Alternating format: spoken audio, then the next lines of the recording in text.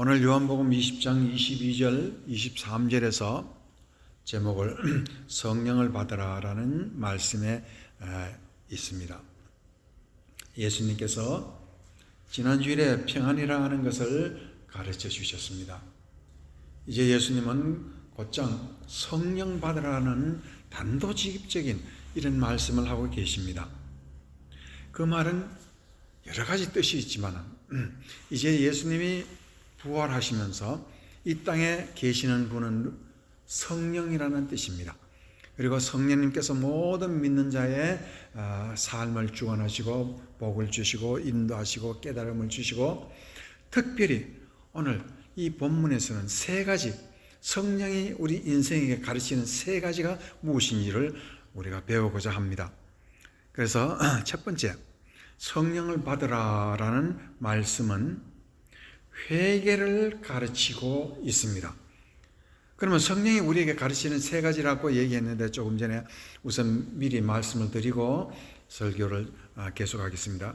첫 번째, 가르치는 성령이 임하면 우리에게 가르치는 건 회개가 무엇인가를 가르칩니다. 둘째는 예수님의 이름을 가르칩니다. 예수님의 이름이 어떤 이름이시며 그 이름이 어떤 역할을 하는가, 그 이름은 어떤 것인가 하는 것을 두 번째 성령님이 우리에게 가르치는 것이고, 세 번째 성령님이 오시면은 가르치는 것은 죄사함의 확신.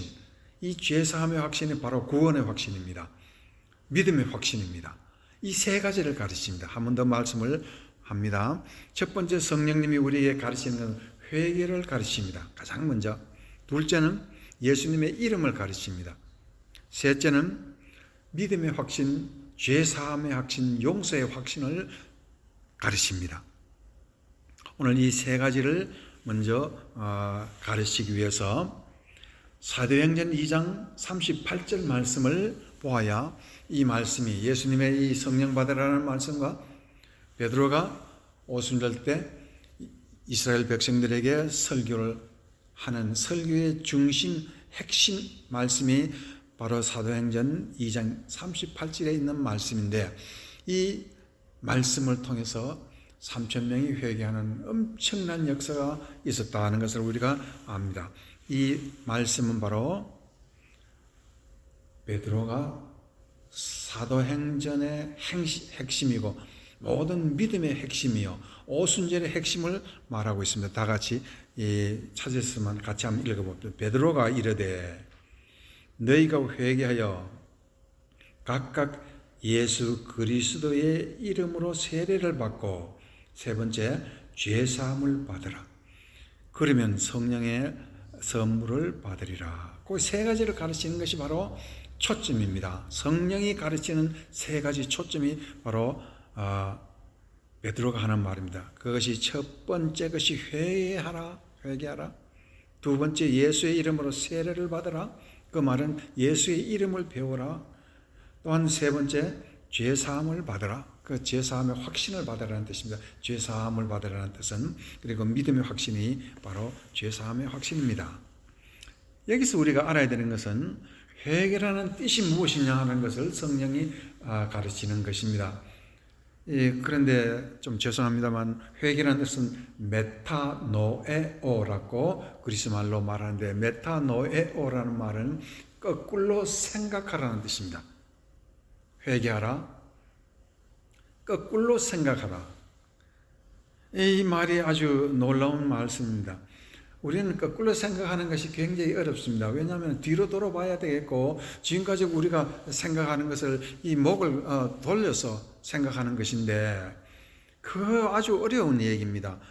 그래서 말은 그 자체는, 회개는 아주 많이 하는 말씀입니다만 생각을 거꾸로 한다는 것은요 거의 아주 너무 힘듭니다. 그래서 사람들이 회개라는 것에 대해서 정확한 뜻을 우리가 알지 못하고 살고 있습니다. 그래서요 로마서 6장 23절에 보면 죄의 삭은 사망이요 하나님의 은사는 그리스도 예수 주 안에 있는 영생이니라 라는 말을 쓰면서, 인간은 회개한다는 것은 바로 오늘 본문에서도 말하지만 예수님이 20장 23절 너희가 누구의 죄든지 사하면 사해질 것이요 누구의 죄든지 그대로 두면 그대로 있으리라는 것은 성령 받으라는 말씀은 그 뒤에 죄라는 것이 나오는데 성령이 우리에게 임하고 우리가 성령을 받으면 죄에 대해서 성령이 역사하는 것인데 그 가장 먼저 하는 것이 회개라는 그런 말씀입니다. 그런데 그 회개라는 것은 무엇을 두고 얘기하냐면 인간의 능력으로는 회개를 할 수 없다는 것을 오늘 로마서 6장 23절에서 말하고 있는 이유가 죄의 삭은 사망이기 때문입니다. 우리가 회개한다면 우리는 반드시 죽어야 됩니다. 죄의 삭은 사망이니까 우리가 죄를 지었는데 거짓말 하나 한 것도 천국의 법도대로 말하면 그것은 죄입니다. 그리고 죽어야 합니다.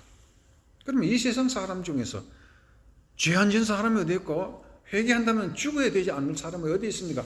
다 죽어야 될 사람입니다. 그러므로 말미암아 회개라는 것은 인간이 할 수 있는 일이 그 범주 안에 있는 것이 아니라 범주 밖에 있다. 아주 묘한 얘기지요. 하나님은 회개하라고 그래놓고 실제는 그 회개는 어떤 것 죽으라는 그런 뜻입니다. 아니, 죽으라고 해놓고는 뭐 회개를 어떻게 해요? 죽으면 끝나는 거 아닙니까? 이것이 성서가 우리에게 주는 모순입니다. 그렇지만 모순은 사실은 해결되었다 하는 모순입니다. 해결되지 않았으면 예수님이 어떻게 회개하라고 그러고 성령을 받으라고 그러겠습니까? 말이 안 되지요. 그래서 그러면은 이 회개는 어떻게 하는 것이냐? 하나님께서 주신다는 뜻입니다. 아주 놀라운 말씀이지요. 회개하라 하는 회개를 받으라. 하나님이 선물로 회개를 주시마. 그런 뜻입니다. 그 말은 인간이 할 수 없는 생각을 거꾸로 하는 것은 인간의 생각 범주밖에 하나님이 주셔야 그렇게 할 수 있다. 그런 뜻입니다. 그러면 그게 뭔데요? 그것은 바로 인간 입장으로, 인간 마음으로, 인간 주관으로 생각하는 것을 하나님의 입장에서 생각을 합니다. 하나님의 입장에서 나를 생각하고 하나님의 입장에서 인간을 생각하고 그 거꾸로 하는 거죠. 생각 거꾸로 하는 것입니다. 그것을 두고 우리는 회개라고 말을 하고 있습니다. 그래서 유대인들은 이 회개라는 뜻을 정확하게 이해를 못하기 때문에 늘 하나님 앞에 아주 엄한 벌을 받고 그렇게 살았습니다. 사도행전 7장 51절 말씀에 보면 목이 곧다는 말은 뭡니까? 이스라엘 백성들은 뒤로 돌아볼 줄 몰라요. 거꾸로 생각할 줄 몰라요. 목에 병이 있다는 그런 뜻이 아니고 목이 곧고 마음과 귀에 할례를 받지 못한 사람들아. 이 말은 뭐냐면 하나님께서 거꾸로 생각하라 했는데 도저히 거꾸로 생각할 수 없어서 귀에 할례를 받지 못하고 마음에도 할례를 받지 못하고 마음에 꽉 막힌 그것을 제거해내지 할례해내지 못하지 칼로 잘라내지 못한다. 할례라는 칼로 자른다는 뜻이죠. 우리의 표피를 자르는 것인데 꽉 막혔고 마음에도 꽉 막혔기 때문에 거꾸로 생각할 줄 모른다. 하나님 중심으로 생각할 줄 모른다. 그러니까 너희도 너희 조상과 같이 항상 성령을 거스렸도다. 그렇게 말씀을 하고 있습니다. 이 말씀은 스데반 집사님이 마지막 돌로 맞아 죽으면서 이스라엘 백성들에게 하는 말씀입니다. 이것이 바로 회개를 가르치고 있습니다. 스데반 집사도 하나님 앞에 예수님 앞에 가기 직전에 이스라엘 백성들에게 가르치는 것이 바로 회개더라. 목을 곧게 해서는 안 되고 거꾸로 생각하는 그 마음을 가지라는 것을 말하고 있습니다. 바울도 디모데후서 2장 25절에 보면 거역하는 자를 온유함으로 훈계할지니 혹 하나님이 그들에게 회개를 주사 그랬습니다. 회개하게끔 하는 것이 아니라 디모데후서 2장 25절에는 거역하는 자를 온유함으로 훈계할지니 혹 하나님이 그들에게 회개를 주신다고 그랬습니다. 회개하도록 만드는 게 아닙니다. 왜 이렇게 됐습니까? 그 회개를 주시는 그것을 진리를 알게 하는 것이라 했는데 그 회개에는 진리가 지식이 있어야 됐다 하는 것을 말을 하고 있습니다. 그 지식이 어떤 지식입니까? 생각을 거꾸로 하는 지식인데 그거 무슨 지식입니까? 그 말은 이미 예수님이 우리를 용서하셨기 때문에 회개하라는 뜻입니다. 이제 무슨 말인지 알겠습니까? 하나님이 벌을 주신다 그러면 우리가 회개할 수 없어요. 우리 다 죽어야 되는데. 하나님이 용서하시기 때문에 우리가 회개할 수 있다. 또한 그것이 회개더라. 그것을 아는 지식이 바로 회개더라 라는 뜻입니다. 오늘 많은 사람은 회개하라 그러니까 눈물을 펑펑 흘리면서 죄를 통회하는 것이 회개인 줄 아는데 그렇지 않습니다. 회개의 근본 뜻은 회개를 주시는 선물입니다. 회개는 하나님께서 깨닫게 해주시고 하나님이 예수님이 우리의 죄를 대신해서 죽으셨으므로 그 감사하는 마음으로 하나님 앞에 내가 죄인입니다 하는 것입니다. 그럴 때 하나님께 성령을 주셔서 거꾸로 생각하는 마음을 주십니다. 이 무슨 뜻인가 한번 잠시 생각해 봅시다. 여러분이 잘 아시는 오거스틴이라는 사람이 있습니다. 이 오거스틴은 나이 33살에 로마에 있는 암브로스 목사님 교회에 가서 큰 은혜를 받았습니다. 33살이었습니다. 그때 그가 그렇게 암브로스 목사님의 교회에 찾아갈 수 있던 하나의 동기가 있는데, 로마 어느 공원에서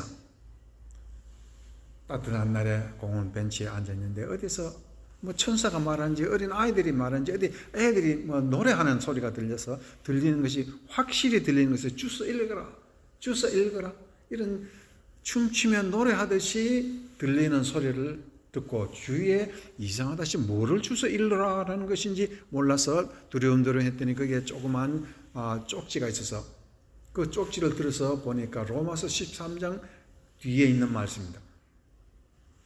밤이 지나고 어둠이 지나고 낮이 왔으니 어둠의 옷을 벗고 빛의 옷으로 갈아입어라. 그러면서 거기에 로마서의 짧은 글이 거기에 있어서 그 말이 너무 가슴에 찔려서 주워 읽고 난 그 말씀을 따라서 그 마음에 하나님의 빛이 무엇인지 진리가 무엇인지를 깨닫기 위해서 로마 교회에 가서 암브로스 목사님의 설교를 듣고 어마어마한 은혜를 받았습니다. 성령을 받았습니다. 그리고는 거기서 많은 것을 회개를 하고 하나님 앞에 귀한 일꾼으로서 히포라는 아프리카에 돌아가서 자기 고향이죠. 거기서 주교가 되어서 글을 썼는데 그때 가서 쓴 것이 나이 46살에 Confession, 고백, 참회록, 회개하는 책을 썼습니다. 유명한 책입니다. Confession이라는 책이 회개라는 뜻인데 왜 그 책이 전 인류의 인간의 생각을 뒤바뀌는 그런 책이 됐느냐 하면은요,